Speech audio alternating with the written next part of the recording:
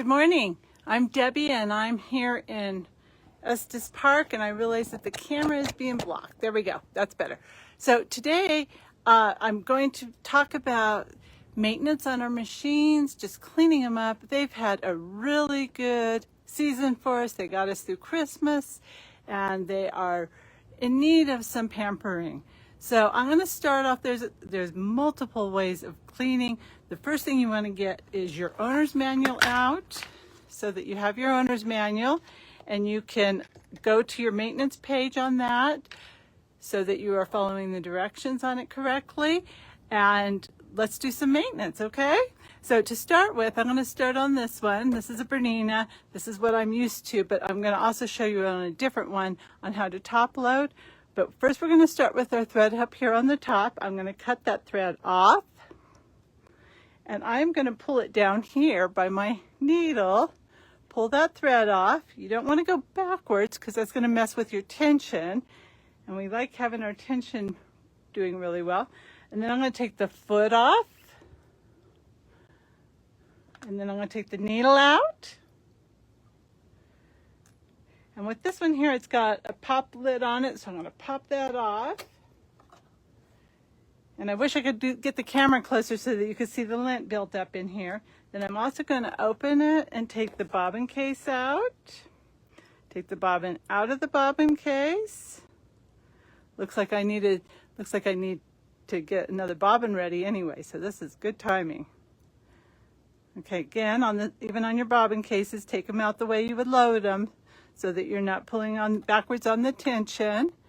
And then you're going to, on this machine, I'm going to use these handy little tools. Now, your machines come with a lint brush in there. I also like to use these cleaning tools. And so I am going to start at the top up here, and I'm going to clean out the lint. I know I'm showing you yuck, huh? And a lot of you may have a lot of lint if you haven't done this in a while. I do this very regularly. If I'm starting a project, I do it. If I haven't used the machine in a while, I go back and check it. Now, this machine requires oil.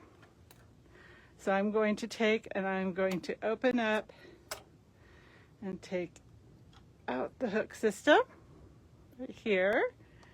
And then on this case, I like to use Q-tips for this type of machine. And I'm going to go in here and I'm going to just wipe in the area, get it all wiped out, finish cleaning out the lint. You want to be careful not to push the lint backwards though. Showing you more uckies, sorry. Sorry that there are uckies, but I wanted to have uckies actually in order to show you how much. And this is just in between. I did one small project on this since I have cleaned it. So this is nothing compared to what you'll get if you haven't cleaned it in a couple of months and you've done 20 table runners or one very large quilt. So for this one, I will put the oil in where it shows to put it in the maintenance. Just one little drop is all it needs. Come on. There we go. I'm having problems seeing this morning. Now with the hook system, they also need cleaned. If you have one that comes out like this, so you want to clean all in there, get the lint out there, go in here and clean out. You want to be careful. You want to keep this point sharp, okay? That's your hook. That's what's catching your thread when it's going around. Okay? And you want to make sure you put it back in right. Again, you want to have your maintenance book right there by you. I'm going to snap it back in, make sure it's really good and snapped in. And it is ready to go again. This one is.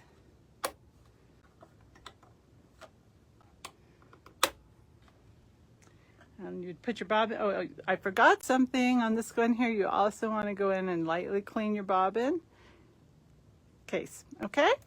So that's that machine. And I know there's a lot of different machines out there. I'm just doing a couple that we have here in the store. Now these are our rental machines. And I've already removed the hook. Not the hook, I'm sorry. I've already removed the foot. Hi Sherry, thanks for joining me. And I've taken the screws out on top. I've taken the the bobbin out. You can't see all this, can you? Okay. And then I'm ready to take this housing piece off according to the maintenance book. Now this one hasn't been sewn on before, so look how clean it is. No lint. And then I would gently remove the hook casing on it also. And then I would clean inside of here. Make sure everything I can reach in here is clean. This machine is not requiring oil, so I would not oil it. You don't want to oil a machine that doesn't require oiling because it'll cause things to gunk up and clog up. Because you should take your machine in once a year.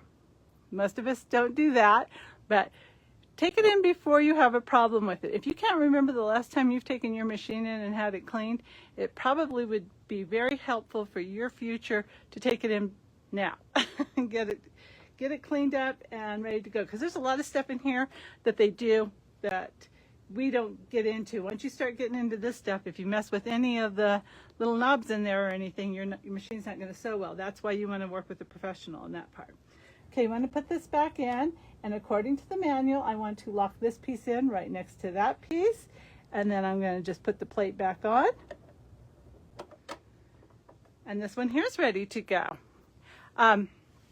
So thank you for joining me today, and I'm hoping that you have had a great season with your machine, and I hope that you continue to sew well. Oh, I have one more thing I have to say, because this is one thing I'm pretty big on.